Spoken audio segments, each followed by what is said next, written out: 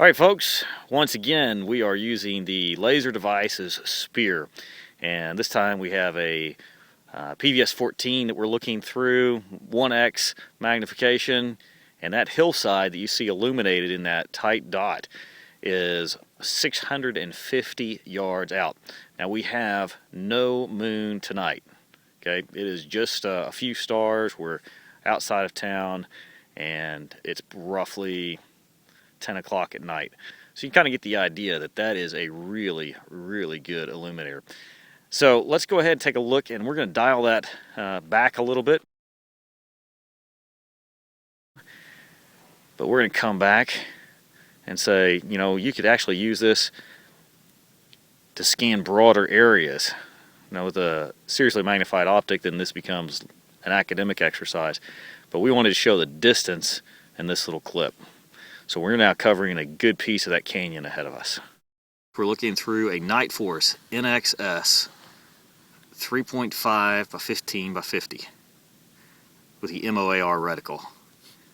This is illuminated hillside at 650 yards. Now the way we're illuminating this is with the laser device's SPIR, the production model. You can see that we have no problem at all. We're also looking through a PVS 24 mounted in front of our Night Force, and it is a crystal clear picture. There is no moon tonight, none. We just have some stars, and so this is a great example of when you'd want to use an illuminator. The next thing we're going to do is we're going to turn off the illuminator so you can kind of see the difference between having it illuminated and having it not illuminated. So that's off, and you can see we'd have a hard time necessarily identifying a target. Whether or not you'd be shooting at 650 yards is another conversation, but we turn this thing back on and immediately that hillside lights up.